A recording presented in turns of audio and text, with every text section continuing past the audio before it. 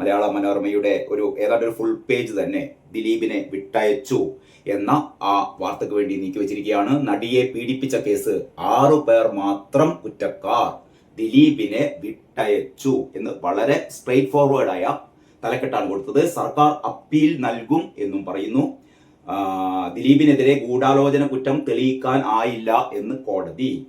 മഞ്ജുവിനെതിരെ ദിലീപ് ഈ വിധി കേട്ട അല്ലെങ്കിൽ വിധി പ്രഖ്യാപനം വന്ന ഉടനെ തന്നെ ദിലീപ് മാധ്യമപ്രവർത്തകരോട് സംസാരിക്കുമ്പോൾ വളരെ കൃത്യമായി തന്നെ മഞ്ജുവിനെതിരെ ഒരു ആരോപണമല്ല, യഥാർത്ഥത്തിൽ ഈ ക്രിമിനൽ ഗൂഢാലോചന, ഈ കേസിന് പിന്നിൽ അല്ലെങ്കിൽ ഈ സംഭവത്തിന് പിന്നിൽ ഒരു ക്രിമിനൽ ഗൂഢാലോചനയുണ്ടായി, അതിന് പിന്നിൽ താനാണ് എന്ന തരത്തിലുള്ള ഒരു പ്രഖ്യാപനം ആദ്യം നടത്തിയത് തന്റെ മുൻ ഭാര്യയായ മഞ്ജു ആണ് എന്ന് ദിലീപ് പറഞ്ഞിരുന്നു. ആ വാർത്തയാണ് വളരെ പ്രാധാന്യത്തോടെ തന്നെ മലയാള മനോരമ ഒന്നാം പേജിൽ കൊടുത്തത്. അതേ കൂടെ തന്നെ പറഞ്ഞിരുന്നു പോലീസിലെ ചില ക്രിമിനലുകളും ഒരു ഉന്നത പോലീസ് ഉദ്യോഗസ്ഥയും, ആ ഉന്നത പോലീസ് ഉദ്യോഗസ്ഥ ബി സന്ധ്യയാണ് എന്ന് നമുക്കൊക്കെ അറിയാം. ഇവരൊക്കെ ചേർന്നാണ് തന്നെ കുടുക്കിയത് എന്നാണ് ദിലീപ് പറഞ്ഞിരുന്നത്. അതിങ്ങനെയാണ്: വിധി അറിഞ്ഞ ശേഷം ദിലീപിന്റെ ആദ്യ പ്രതികരണം മുൻ ഭാര്യ മഞ്ജു വാര്യർക്കെതിരെ കേസിൽ ക്രിമിനൽ ഗൂഢാലോചനയുണ്ട് എന്നും അത് അന്വേഷിക്കണമെന്നും മഞ്ജു പറഞ്ഞതിനെ തുടർന്നാണ് തനിക്കെതിരെയുള്ള ഗൂഢാലോചന ആരംഭിച്ചത് എന്ന് ദിലീപ് ആരോപിച്ചു. തികച്ചും വ്യക്തിപരമായ ഞങ്ങളുടെ ഒരു തർക്കമാണ് യഥാർത്ഥത്തിൽ തനിക്കെതിരെ ഇത്ര വലിയൊരു ഗൂഢാലോചനയിലേക്ക് മഞ്ജുവിനെ എത്തിച്ചത്. അന്നത്തെ ഉയർന്ന പോലീസ് ഉദ്യോഗസ്ഥയും അവർ തിരഞ്ഞെടുത്ത ക്രിമിനൽ പോലീസുകാരും ചേർന്നാണ് ഇത്തരമൊരു നടപടി ഉണ്ടാക്കിയത്. മുഖ്യപ്രതിയെയും കൂട്ടുപ്രതികളെയും കൂട്ടുപിടിച്ച് പോലീസ് കള്ളക്കഥ മെനഞ്ഞു. ചില മാധ്യമങ്ങളെയും മാധ്യമപ്രവർത്തകരെയും കൂട്ടുപിടിച്ച് പോലീസ് അത് സമൂഹ മാധ്യമങ്ങളിലൂടെ പ്രചരിപ്പിച്ചു. കോടതിയിൽ ഈ കള്ളക്കഥ തകർന്നു. യഥാർത്ഥ ഗൂഢാലോചന നടന്നത് എന്നെ പ്രതിയാക്കാനാണ്. യഥാർത്ഥ ഗൂഢാലോചന എന്ന് പറയുന്നത് ദിലീപിനെ പ്രതിയാക്കാൻ വേണ്ടിയിട്ട് ഇവിടെ ഒരു ഗൂഢാലോചന നടന്നു എന്നാണ് ദിലീപ് പറയുന്നത്. പ്രധാനപ്പെട്ട കാര്യമാണ് കേട്ടോ, പ്രധാനപ്പെട്ട കാര്യമാണ്. എനിക്ക് തോന്നുന്നു ദിലീപ് കോടതിയിലേക്ക് പോവുകയാണ്. നമുക്കറിയാലോ ഈ ദിലീപ് കേസിന്റെ മുന്നേ ഏതാണ്ട് ഒരു 8 വർഷത്തോളം നീണ്ടു നിന്ന ഈ ദിലീപ് കേസിന്റെ മുന്നേ കേരളീയ ജനത ഇത്രമാത്രം താല്പര്യത്തോടെ കേട്ട ഒരു കേസ് എന്ന് പറയുന്നത് ISRO ചാരക്കേസായിരുന്നു കേട്ടോ. ISRO ചാരക്കേസ്, നമ്പി നാരായണനെതിരായ ISRO ചാരക്കേസ് ഏത് വിധത്തിലാണ് നമ്പി നാരായണനെ പ്രതിയാക്കിയത്, ഏത് രീതിയിലാണ് അദ്ദേഹത്തെ തടവിലാക്കിയത് തുടങ്ങിയ കാര്യങ്ങളൊക്കെ നമ്മൾ വളരെ വിശദമായി നമ്മൾ ചർച്ച ചെയ്താണ്. അതിനുശേഷം നമ്പി നാരായണന് നീതി കിട്ടി. അദ്ദേഹത്തിന്റെ ജീവിതത്തിലെ ഏറ്റവും സുപ്രധാനമായ വർഷങ്ങൾ അത്രയും നഷ്ടപ്പെടുത്തി അവസാനം അദ്ദേഹത്തിന് നഷ്ടപരിഹാരം കൊടുക്കേണ്ടി വന്നു കേട്ടോ. അതേപോലെ ദിലീപ് നഷ്ടപരിഹാരം തേടി. കാരണം ദിലീപിന്റെ കരിയറിൽ ഒരു 8 വർഷം എന്ന് പറയുന്നത് ഒരു സിനിമാ നടനെ സംബന്ധിച്ചിടത്തോളം ഏറ്റവും പ്രധാനപ്പെട്ട, അദ്ദേഹത്തിന്റെ കരിയറിലെ ഏറ്റവും പ്രധാനപ്പെട്ട വർഷങ്ങളാണ്. അത്രയും വർഷങ്ങളാണ് ദിലീപിൽ നിന്ന് അപഹരിച്ചെടുത്തത്. അപഹരിക്കുക എന്ന് മാത്രമല്ല, ദിലീപിനെ ഏറ്റവും വലിയ ക്രിമിനലായി മുദ്രകുത്തുകയും ചെയ്തു. അപ്പോൾ ദിലീപ് തീർച്ചയായും ഇനി നിയമ പോരാട്ടം ദിലീപിന്റേതാണ്. ഈ അതിജീവിതക്ക് വേണ്ടിയിട്ട് സർക്കാർ അങ്ങനെ പറയുന്നുണ്ടല്ലോ, സർക്കാർ അപ്പീൽ നൽകുന്നു. സർക്കാർ അപ്പീൽ നൽകിയാലും തെളിവുകൾ ഇതൊക്കെയല്ലേ ഈ കേസ് വിട്ടുപോകാൻ കാരണം? തെളിവുകളില്ല. ദിലീപിനെതിരെ ആരോപിക്കപ്പെടുന്ന കാര്യങ്ങളിൽ തെളിവുകളില്ല. ഇനിയിപ്പോ ഹയർ കോടതിയിലേക്ക് പോയാലും അവിടെയും എന്ത് തെളിവാണുള്ളത്? പിന്നെയും വർഷങ്ങൾ ഒരുപാട് പോകുന്നു എന്നുള്ളതല്ലാതെ, പ്രത്യേകിച്ച് അതിജീവിതക്ക് ഹൈക്കോടതിയിൽ പോയാലും ഈ ദിലീപിനെതിരെ അല്ലെങ്കിൽ ദിലീപിനെ പ്രതിക്കൂട്ടിലാക്കാൻ അല്ലെങ്കിൽ ദിലീപിനെ കുറ്റവാളിയാക്കാൻ പറ്റാവുന്ന ഒരു കാര്യവും ഹയർ കോടതിയിലും സംഭവിക്കില്ല എന്ന് തന്നെയാണ് ഞാൻ കരുതുന്നത്. കാരണം തെളിവുകൾ ഉണ്ടെങ്കിൽ ഈ കോടതിയിൽ നിന്ന് തന്നെ, കാരണം അത്രമാത്രം 8 വർഷം നീണ്ടുനിന്ന നിയമ പോരാട്ടമായിരുന്നു കേട്ടോ. 8 വർഷം നീണ്ടുനിന്ന നിയമ പോരാട്ടം. പക്ഷെ ആ നിയമ പോരാട്ടത്തിലൊക്കെ യഥാർത്ഥത്തിൽ പ്രോസിക്യൂഷനും അതിജീവിതക്ക് വേണ്ടിയുള്ള അഭിഭാഷകരും അവരെ പിന്താങ്ങുന്ന ഒരുപാട് മാധ്യമങ്ങളും ഒക്കെ ചെയ്തുകൊണ്ടിരുന്നത് സോഷ്യൽ മീഡിയയിൽ അല്ലെങ്കിൽ നമ്മുടെ ചാനലുകളിൽ പോയിരുന്നിട്ട് അവര് ദിലീപിനെതിരെ വാദിക്കുകയായിരുന്നു. ദിലീപിനെതിരെ ഇവർ വാദിച്ചത് മുമ്പ് നമുക്കറിയാം, റിപ്പോർട്ടർ ചാനലിൽ നികേഷ് കുമാറിന്റെ നേതൃത്വത്തിലായിരുന്നു ഇവിടെ വിചാരണ നടന്നത് അല്ലെ.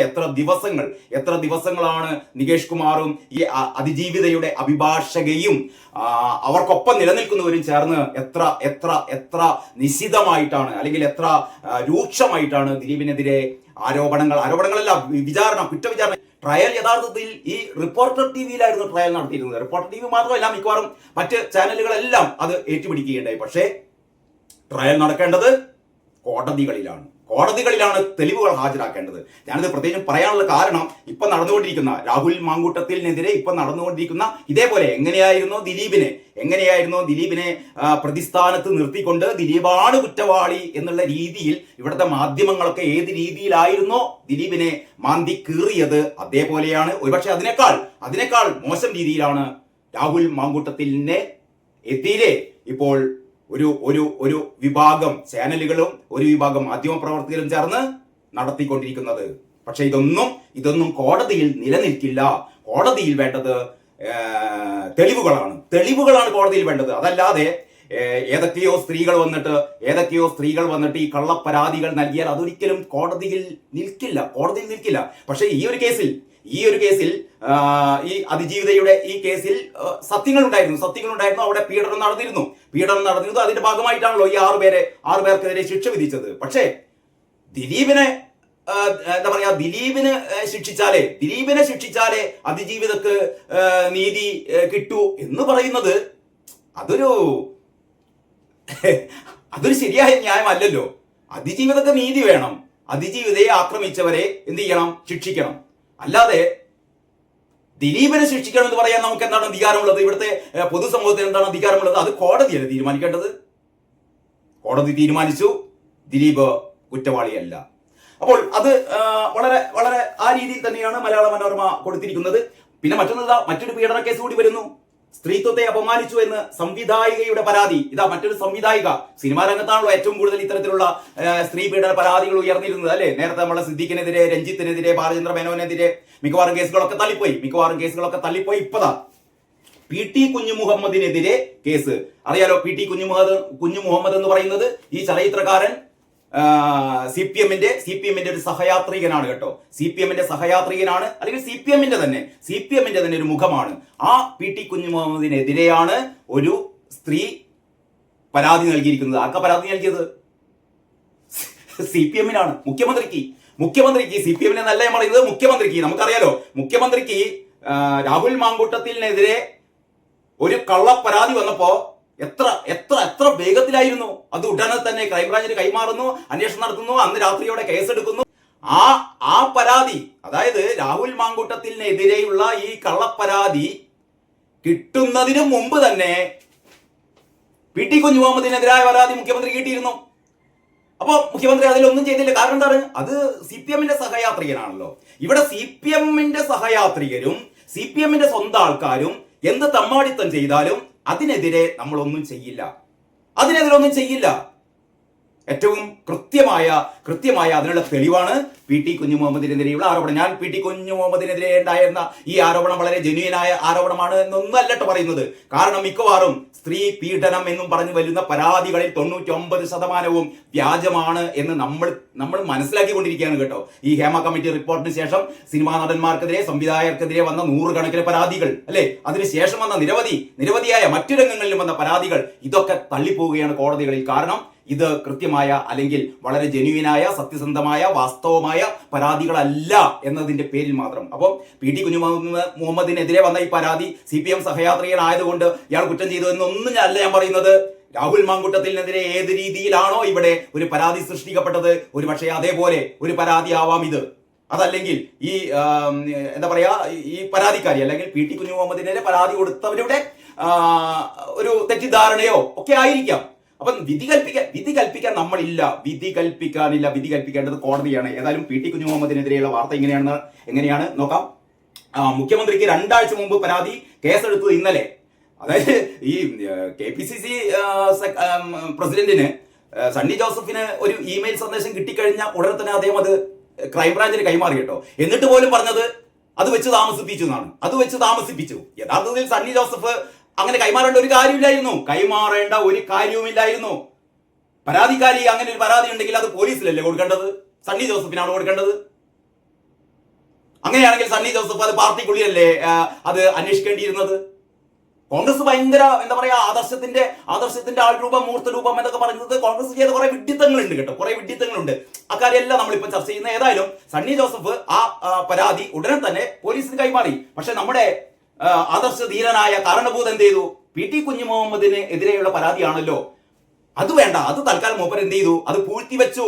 ഇപ്പോഴാണ് അത് കൈമാറിയത്. കാരണം നാടാകറിഞ്ഞു, നാട്ടുകാരാകറിഞ്ഞു രാഹുൽ മാങ്കൂട്ടത്തിനെതിരെയുള്ള പരാതി മാത്രമേ പോലീസിന് കൊടുക്കുള്ളൂ. അപ്പം CPM-ന്റെ സഹയാത്രികരുടെ ഇത്തരത്തിലുള്ള അവർക്കെതിരെയുള്ള പരാതി വന്നാൽ അത് എന്തുകൊണ്ട് കൊടുത്തില്ല എന്ന് പൊതുസമൂഹം ചോദിച്ചു തുടങ്ങിയപ്പോഴാണ്, നാണം കെട്ടിട്ടാണ് മുഖ്യമന്ത്രി അത് എന്ത് ചെയ്തത്, അത് പോലീസിൽ ഏൽപ്പിച്ചത്. ആ വാർത്ത ഇങ്ങനെയാണ്: ഇടത് സഹയാത്രികനും മുൻ MLA-യുമായ സിനിമാ സംവിധായകൻ PT കുഞ്ഞുമുഹമ്മദിനെതിരെ സ്ത്രീത്വത്തെ അപമാനിച്ചു എന്ന സംവിധായികയുടെ പരാതിയിൽ പോലീസ് ജാമ്യമില്ല വകുപ്പ് പ്രകാരം കേസെടുത്തു. നിൽക്കക്കള്ളിയില്ലാതെ കേസെടുത്തു എന്ന് പറയുന്നതാവും നല്ലത്.